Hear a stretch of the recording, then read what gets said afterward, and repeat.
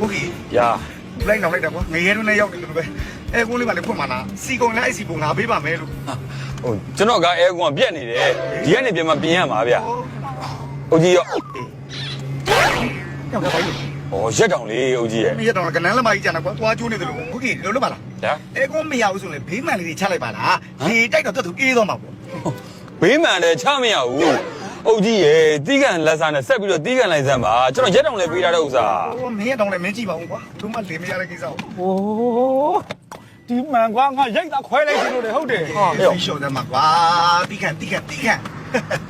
နေရတယ်ကျွန်တော်စုတ်တဲ့ကားကွာဟာညဘယ်လိုလုပ်တာလဲဟမ်ဘာလို့လဲဟာပြုတ်လိုက်တာဘာလို့ဖြုတ်လိုက်ရတာတော့ဘာသူပြုတ်တယ်လေမင်းကလည်းအကုန်ရှင်နေပြီနော်အသေးစလို့မင်းပဲရှိမယ်လေ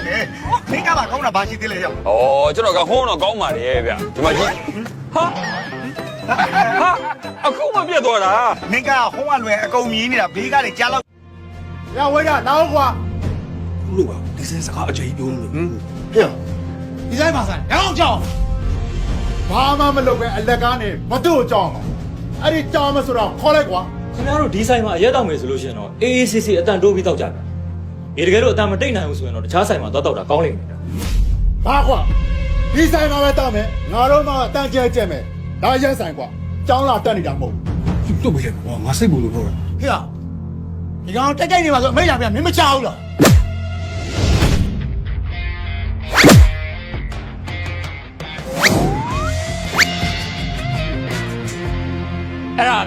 အဲ့ဒါပြောတာ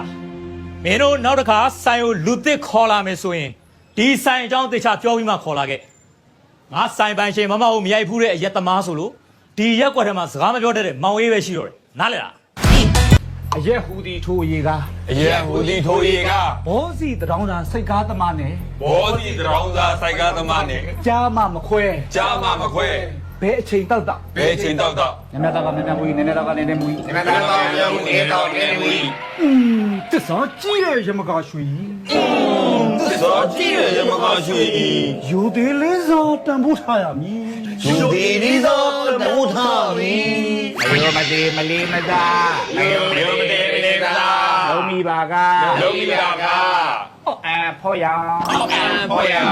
သွေးကြောပေါက်အသေးချောက်အိမ်မရသွေးကြောပေါက်အသေးချောက်အိမ်မရသွေးတို့စီဂျိုယောဂါထိုးထိုးရပြီသွေးတို့စီဂျိုယောဂါထိုးထိုးရပြီဟုတ်ကဲ့ပါပြီတော်ကဲပါပြီသိပါစီသိတယ်ဒင်းမပြောရလို့နည်းနည်းလှဲလိုက်တာဘယ်လိုပြောရမှာလဲလုံးစမ်းမှာအဲ့လိုပဲလုံးစမ်းမှာကဲတော်ကဲပါစီတော်ကဲပါစီတကယ်ချင်း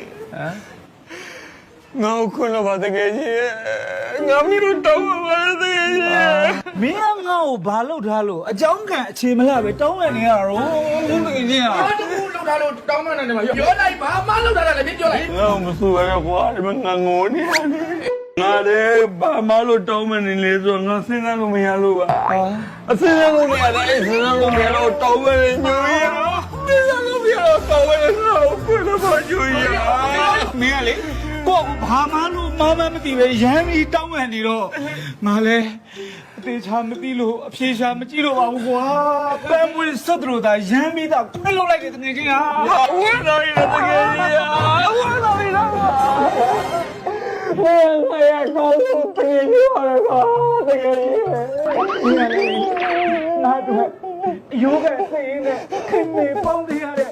အခုကစိတ်ဝေးပါမယ်တကယ်ကြီးဟာဟုတ်တယ်တော်တကယ်ကြီးဟုတ်တယ်ဘာရကျွန်တော်တို့အခုတဲနေတဲကိုကန်ကလေဟို KTV နဲ့တွဲထားတာဦးကြီးဟာအဲ့ဒါရောက်တော့ရောက်ခဲ့တော့ခဲ့ရအောင်သွားချင်တယ်မင်းတို့လူငယ်တွေပဲသွားကြပါငါလူကြီးกว่าဘယ်သိတော့ပါအုတ်ကြီးအဲ့ KTV ကိုလည်းသွားကြည့်လိုက်အောင်နော်အဲ့ဒီမှာကဲနေတဲ့လူတွေအကုန်လုံးအုတ်ကြီးနဲ့တက်တူရွယ်လူတွေကြီးပဲဟုတ်လားအော်ဒါနဲ့ကွာမင်းတို့ကလေကိုငါသွားလိုက်လို့မတော်တဆတယောက်ကမြန်တွေ့သွားရင်တွေ့ပါစေဗောအုတ်ကြီးရတယ်ဒီနေရာမှာအုတ်ကြီးကိုသွားသိလို့လေမင်းပြပြရောင်စုံခန်းလေးထဲမှာတန်စီတွေနဲ့အတူစီမျောနုံညက်အစ်စနေတဲ့နတ်မိငယ်လေးတွေရဲ့အထစ်တွေ့အယူအရလေးတွေကိုသူ့ဘယ်ခံစားကျင်တော့လဲကွာဟုတ်တယ်မလား A few moments later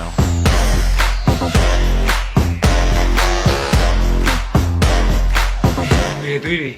ငယ်ထက်ရောက်သွားပြီလားမသိပါဘူးကွာ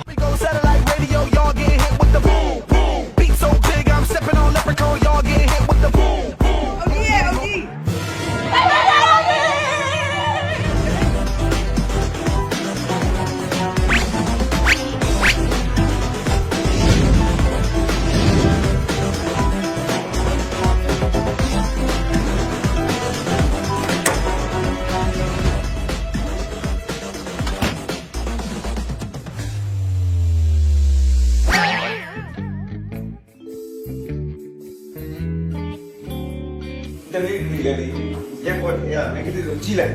အတူအပြတ်တွေဝိတရားပေါ်တော်နေကြမြင်တော့နားကြည့်လို့ရှင်နေကြတယ်ဗျာ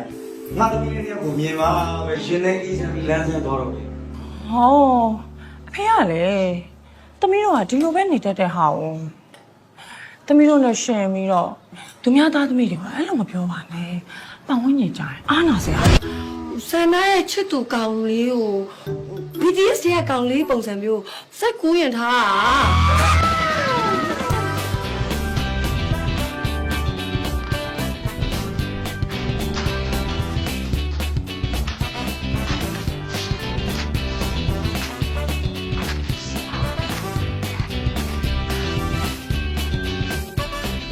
လူဘာဘူးရောကြည့်ရ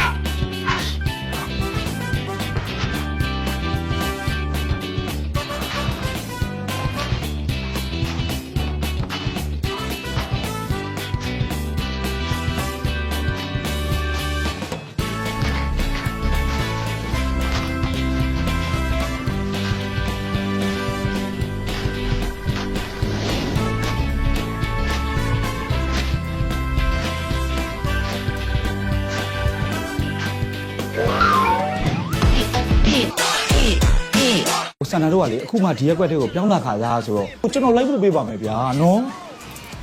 ကိုမကားရှိရလေကိုကကားပိုင်နေကိုလိုက်ဖို့မင်း ကိုညူကြီးရေဘူးကိုကိုယ်တိုင်ထမ်းပြီးယူလာတယ် အားမနာပါနဲ့ကောင်လေးကဖင်ပေါ့လေ ဆန္ဒတင်တဲ့နောက်ကျမှဆိုကိုကိုဖီကနဲ့လိုက်ဝါလိုက်တော့မယ်နော်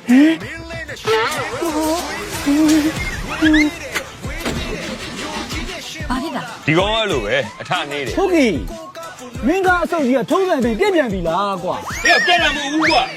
တိုးမရ အဲ့ဆိုဆန္ဒတင်တဲ့နောက်ကျရမှာပေါ့ဒုက္ခပါပဲဘယ်လိုလုပ်ရမှာလဲ ကျွန်တော်လေးလိုက်ခဲ့လေကျွန်တော်လေးမျိုးလေးကိုသွားမှလမ်းကြုံတယ်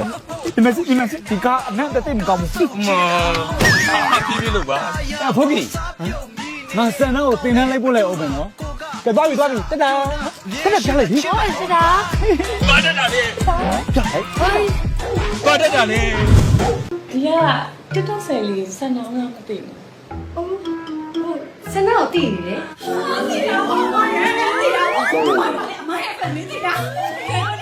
ဟိုလေအမကိုလေတက်တော့မှဆိုအမြဲတမ်းကြည့်ရတာအမကလေဟိုတက်တော့ထဲမှာလေချစ်စရာလေပြန်မလေးပြပြဝဲချစ်စရာလေဟိုမင်းသမီးခေါင်းဝါနေလေတူတယ်နော်ဟာနေကလေမဆန်တာကပေါ်ချောတာဟုတ်တယ်ဟိုလေအမရဲ့အကောင်ဆိုကျွန်တော်တို့အမြဲတမ်းဝင်ကြည့်ပြီးအားကြနေရတာဟိုအမတင်လိုက်တာတော့တနာရီမပြည့်သေးဘူးလိုက်တယ်ဝမ်းကြကြော်ရတာနော် ။ညဆယ်လီလေအခုဆိုရင်ကျွန်တော်တိုင်းဘုတ်ကန်းတဲ့လူရောက်ရှိတယ် အားကြလိုက်တာမလေအမနဲ့လေဓာတ်ပုံလေးတစ်ပုံတော့တွဲရိုက်ချင်လို့တော့အမနဲ့တော့လေဓာတ်ပုံလေးတွဲရိုက်ပြီး TikTok မှာတင်လိုက်မယ်ဆိုရင်လေလိုက်တယ်အများကြီးပဲရပါသေးတာပါ ဒါလည်းရပါတယ်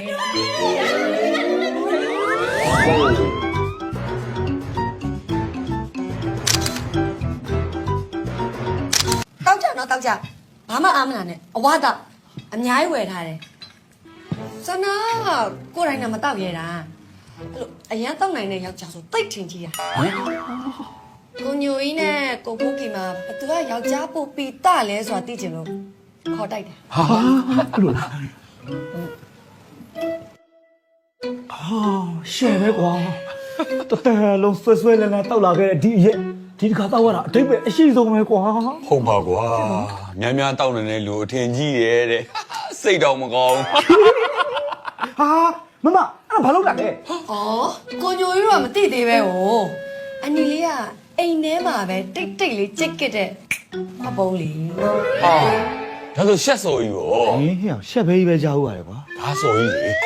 ရှေ့ရှောက်မဲ့ဘဝခီမှာငါသမီးမျိုးကိုလူအချက်မရှိအောင်ဘလို့လေးစီစဉ်ပြီးရင်ကောင်းမလဲလို့အဖေအဲ့ဒါတွေးနေတာ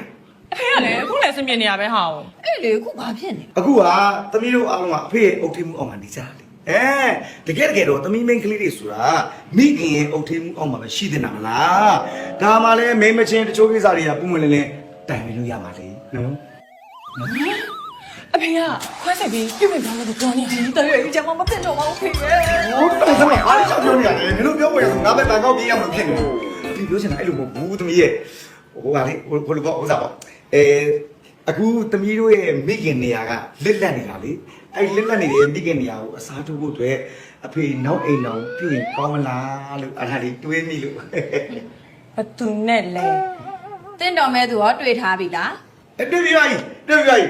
ဒီမှာသမီးတို့လုံးဝထင်မထားသေးဖီပြောလိုက်လုံးဝ surprise အရက်ရောင်နေမမအောင်လား ဘယ်ချင်းတောက်တောက်မူတရေနိုးတောက်လဲမူနားရဟာ နင်ကလေငါရဲ့ရုပ်ကအဲ့လိုတော့လန့်စရာကောင်းပြီလို့ ဩရုပ်ပြကြီးဆိုတော့လည်းလန့်တာပေါ့ဟာနည်းနည်းမဟုတ်မင်းကဘာပြောမလို့လဲဟမ်ဘာဖြစ်လို့ငါအခန်းထဲထိဝင်လာတာတော့ ကိုညိုကြီးစမ်းတော့ဝင်ခဲ့မယ်နော် ဝင်ခဲ့လေ ကိုညိုကြီးစမ်းလွင်ကကိုညိုကြီးကိုပြောစရာရှိလို့ ဩပြောစရာရှိတာများဟာတန်ရတစ်ခုလေးနေတာပဲအော်ပြောလိုက်ရင်လေရနေတဲ့ဟာကိုဟာလေရေးကြည့်လို့လား အရေးကြီးရဲ့ဟိုစမ်းလွင်ပြောမယ်စကားကလေဟိုဘက်ကနေလှမ်းအောင်ပြောလို့မရဘူးကိုညိုကြီးရဲ့ဟိုလေဟိုလူချင်းတွေ့ပြီးဒီကြပြောမှရမှာ ဟမ်မကိုကြာ နင်းနဲ့ညုံတယ်မခေါ်ကြအောင်ဆိုဘာဖြစ်ကြလဲ ဘာမှဖြစ်ပါဘူးနင်းကဘာလို့မလို့လဲဟာဟမ်ငါနဲ့အဲ့ကောင်နဲ့ခေါ်မခေါ်နင်းနဲ့ဘာဆိုင်လို့လဲ ဘလို့ပြောလိုက်တာလဲဘူးကီလေဘာလို့မဆိုင်ရမှာလဲနင်းကိစ္စကလည်းငါကိစ္စပဲငါကိစ္စကလည်းနင်းကိစ္စပဲလေလို့ တူစမ်းပါဘာဖြစ်လို့ငါကိစ္စနင်းကိစ္စဖြစ်ရတာလဲ နင်းကငါရဲ့ဖူးစာရှင်လေးလေ မဟုတ်ပါဘူးဘာဟုတ်ဖူးစာရှင်လဲဟမ်ဘလို့လို့ပြီးငါနဲ့ဖူးစာရှင်ဖြစ်သွားတာတော့ ကဲငကိုကြာပြောစရာရှိတယ်ဆိုတော့မြန်ပြောဟာဘာပြောမှလဲပြော ဟိုစမ်းလွင်ကိုညိုကြီးကိုအရင်ချစ်တယ်ကိုညိုကြီးရဲ့ဟုတ်တယ်ထမင်းစားလဲထမင်းပကံထဲမှာကိုညိုကြီးရဲ့မျက်နှာရေးတောက်လဲရေးကွက်ထဲမှာကိုညိုကြီးရဲ့မျက်နှာအဲ့ရင်လဲမျက်နှာချက်ပေါ်မှာကိုညိုကြီးရဲ့မျက်နှာနောက်ဆုံးကိုပြောမယ်ကိုညိုကြီးရဲ့တွိုင်းလဲတွိုင်း အာတော့ပါပြီတော့အဲ့နေရာထိတော့ငါ့ကိုခေါ်သွားပါနဲ့ဟာတောင်းပန်ပါတယ် ဝက်လူစင်ကျင်နဲ့ဘိုးတော်တပားကလေအိမ်မထဲမှာလာပြောသွားတယ်သိလားဟဲ့တန်းတန်းလေနေ့ရဲ့ဖူးစာရှင်ဟာဟော်ရီယာဖုန်းကီတဲ့ဒီဘဝမှာသူနဲ့ရိုးမြေကြပေါက်ဖရမယ်တဲ့ငါလည်းဖုတ်ခဲ့ပါလို့ပြောလိုက်တာပေါ့ တူစမ်းပါသူ့အဖြူပဲဝဲအစိမ့်ပဲဝဲသူကယူဆိုတော့ငါနဲ့ကိုယူစရာလားဟမ် ဒီပါနင်းအတွက်တော့ငါစိတ်မကောင်းပါဘူးဆန်းလို့ရငါမှချစ်သူရှိနေပြီဟာ မဖြစ်နိုင်တာဟဲ့နေ့ရဲ့အကြောင်းလေဦးမနဲ့ချေးခါစားငါအကုန်သိတယ်နေ့မိုင်းစားမှမရှိ မရှိသေးတာနော်အခုကရှိတော့မှာတိတိကျကျပြောရရင်လေငါနဲ့စန္နာဦးနဲ့ဟာမကြခင်မှာချစ်သူတွေဖြစ်တော့မှာမင်းစိနေမြစန္နာဦးကိုဟဟလားမတမရကွာဒီမှာရောက်စန္နာဦးကငါရဲ့ဖူးစာရှင်ကွာငါရဲ့ဖူးစာရှင်မို့လို့ကံကြမ္မာထိုးပြီးတော့ဒီကိုပို့ပေးလိုက်တာမင်းနားလေလား မင်းကဘာဘူးလို့လဲအနက်ချင်းတူတူကွာဂဒီပါနဲ့လှုပ်ချင်နေသေးတယ်ဟာ ဟဲ့အောင်ငါကားအုပ်တာတော့မင်းကဒါအလုံးမရှိအကန့်မရှိတော့ ဟာထောက်နာလေဟမ်ကိုယ့်လက်ထဲမှာလေဝှရှော့မှာပဲထားတာများတဲ့စိတ်သားတတော်ကများလာပြီးတော့ဂုံစားနေသေးတယ်ကွာ ဟဲ့ညိုကြီးမင်းငါကောင်းမစော်ကားနဲ့တော့ စော်ကားတယ်ကွာမင်းကဘာလို့အစ်မရှိဘူးပြောရတယ် ပြောတော့မဖြစ်နဲ့ကွာ မင်းကမဖြစ်နေတယ်ကွာဟမ် တန်ကောင်းတကယ်တော့လေငါစဉ်းစားကြည့်လိုက်မင်းနဲ့ငါနဲ့ဘဝတူလေကွာငါလည်းချီးကျန်နေတဲ့တကောင်ကျွတ်မင်းကလည်းချီးကျန်နေတဲ့တကောင်ကျွတ်နော်မင်းကျွတ်မဟုတ်တာတကောင်ခွေးဟုတ်တယ်တကောင်ခွေးအဲ့တော့မင်းကလည်းနေအောင်ပေါ်နော်နှစ်ကောင်ခွေးဟုတ်တယ်ပါဘူးနေနှစ်ကောင်လူခွေးကွာဟုတ်တယ်အဲ့လိုပြောတာမှန်တယ်တန်ကောင်းငါမမကိုချစ်လို့သူ့ဆိုင်မှာငါအလုပ်လုပ်နေတာကွာဘာမသိတဲ့အတိုင်းပဲမမဦးဆိုတာဟိုကောင်းနေတာကိုရွှေလာမင်းငါမြေကြီးတဲ့တီကောင်ဆင့်ကွာအစင်းတိုင်းရလို့ကွာချနေတော့ငါချစ်နေတော့သူသိအောင်ငါဘယ်လိုမှငါဖွင့်ပြောမရအောင်ငါဒီလိုလေးခံစားပြီးမျိုးသိပ်ထားတဲ့ကြာအမဟိုနှစ်ကောင်အဲ့ညိုရင်းနဲ့ဖောကြီးဆိုတဲ့ကောင်နှစ်ကောင်မြင်ပြအရာတွေခက်ခြေလာမြောင်းမေးလို့ငါဘယ်တော့ခံစားနေရလဲမစင်ပါချင်ဟုတ်တော့ကို ချင်းဆိုင်ရင်တော့ခံကောင်းပါမင်းဖူချင်းဆိုင်ရင်လည်းပေါ့မင်းရောမတော်နေရောတော့လာတော့ဘယ်အောင်ဟောဝါမင်းလုံးရတယ် 是的蓝天蓝云的我要悄悄的木木，大本没得归有个故地没表来不不，每个里也没多少数的我吃过嘎啦的数个，老手那也他妈的龙龙骗你比关门叫门，也管这个也晒的嘛，追的不老多面的比嘞，你俩快多个呀，让家比故地我个没都没呀，难的吧哈，你他给多我带嘛瓜。sana uye piala ke ba kuta tinga myo ni ba le ha piala ke ba sana uya ma di ma myo ni ba le nga te ga na chin lon lo ya ka li ta kwat to taw mi ba le ning ko lwan ne chain twi dai le nga phone li le set chin ba le nga bwa chin ni ga ma kaung lo han phone li le paung tha ya ba le nin di ga nin ma di ba